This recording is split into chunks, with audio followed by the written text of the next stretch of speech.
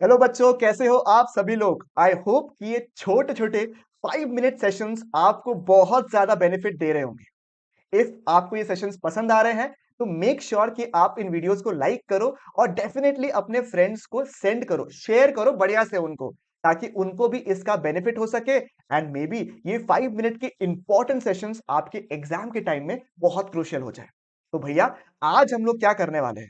तो शशांक भैया आज आपको कराने वाले हैं section number 30 of the Indian partnership act 1930, which talks about क्या miners can be admitted for the benefits of the partnership। क्या minors benefit of the partnership के लिए एडमिट हो सकते हैं? If yes then how?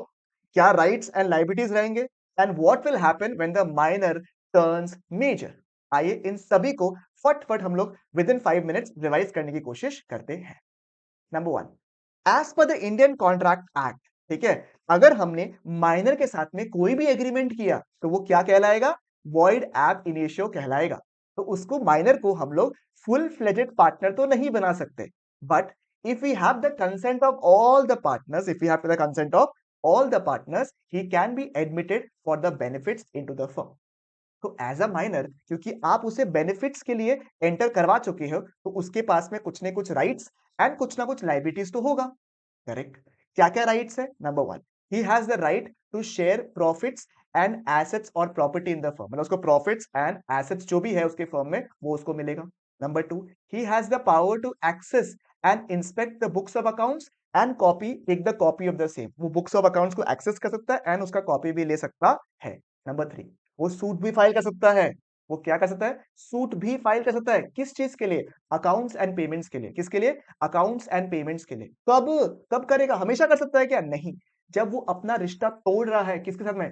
Firm के साथ में। क्या लिखा हुआ है? Only when severing his connection. क्या लिखा हुआ है? Only when severing his connection, only when severing his connection with the firm and not otherwise, and not otherwise। जब वो सीवियर कर रहा है अपना रिलेशन को, तब वो सूट फाइल कर सकता है for accounts and payments. Sir liabilities क्या होता है? एज सच कोई पर्सनल लाइबिलिटी नहीं होता, no personal liability.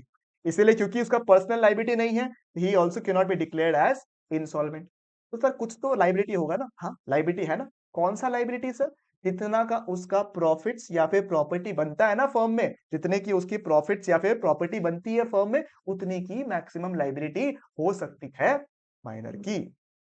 Okay sir, clear है बिल्कुल यहाँ तक। Rights and liabilities clear. Sir what if he turns major?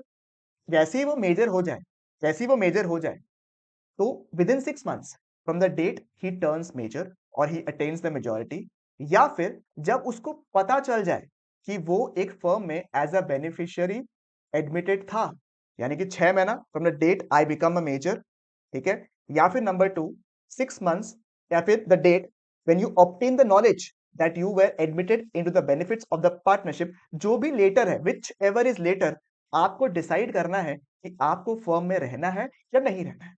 In case अगर आपको फर्म में एज अ पार्टनर नहीं रहना है, तो you have to serve a public notice. क्या सर्व करना पड़ेगा आपको? एक पब्लिक नोटिस सर्व करना पड़ेगा कि आप एज अ पार्टनर कंटिन्यू नहीं करना चाहते हो। सर सेकंड ऑप्शन क्या है? कि आपने एडमिट कर लिया है, आपने एक्सेप्ट कर लिया है कि हाँ, दिक्कत नहीं है, I will continue to be a partner of the firm. उसमें हम लोग अभी आने वाले हैं, ठीक है। थर्ड ऑप्शन क्या है? सर मैंने ना पब्लिक नोटिस सर्व नहीं किया, मैंने पब्लिक नोटिस सर्व नहीं किया, और ना ही मैंने पार्टनरशिप को एक्सेप्ट किया, और 6 महीना पार हो गया या फिर पीरियड पार हो गया। तब क्या होगा? तब आप ऑटोमेटिकली फर्म के पार्टनर बन जाओगे। You will automatically deem to be the partner of the firm. तो अगर आपको पार्टनरशिप फर्म से निकलना है, आपको पब्लिक नोटिस देना कंपलसरी है। समझ में आया आपको? सर अगर अगर हम लोग बाय चांस पार्टनर, अगर आप पार्टनरशिप फर्म में नहीं कंटिन्यू करना चाहते हो, तब तक पार्टनरशिप खत्म हो गया, पब्लिक नोटिस सर्व करो, बात खत्म। But what if you choose to be a partner of the firm, या फिर पीरियड एक्सपायर हो गया, तब क्या होगा? तो आप जो पार्टनर है ना, माइनर जो अब मेजर कन्वर्ट हुए हैं, he would be personally liable, he would be what? Liable.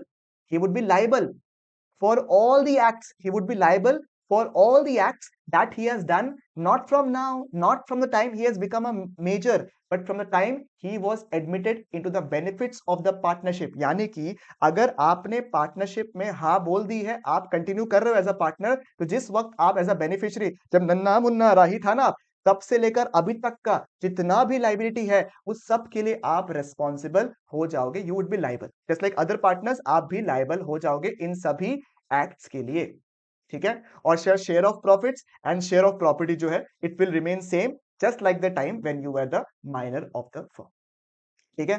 अगर आप पार्टनर नहीं रहना चाहते हो, then you have to serve what? A public notice आपको सर्व करना है। क्या सर्व करना है आपको? एक पब्लिक नोटिस सर्व करना है। फॉर एग्जांपल सोच लीजिए कि अ, जब आप मेजर हुए थे वहां से नेचुरली कितना होता है, 6 मंथ्स, या फिर whenever you have come to the knowledge कि you were the partner, right? तो जितना पीरियड आपने लिया है ना पब्लिक नोटिस सर्व करने के लिए, it has to be less than that period. जितना पीरियड के लिए आपने टाइम लिया है पब्लिक नोटिस सर्व करने के लिए, and you serve a public notice after that, for example आपने 3 महीना बाद में पब्लिक नोटिस सर्व कर दिया सेइंग कि मैं पार्टनरशिप फर्म में कंटिन्यू नहीं करना चाहता, तो फर्म ये डीम्ड मान लेगा कि ये 3 महीना जो आपने टाइम लगाया है उसमें भी आप एक माइनर की तरह ही ट्रीट किए जाओगे। तो this was all about section number 30, यानी कि an important topic in the Indian partnership act. अगर आपको पसंद आया तो make sure you like it and drop a comment down below कि आपको ये सीरीज कैसा पसंद आ रहा है। ये मैं हूँ आपका शशांक भैया, साइनिंग ऑफ। आई होप कि आपको वीडियो बहुत अच्छा लगा। ठीक है, take care everybody, bye bye.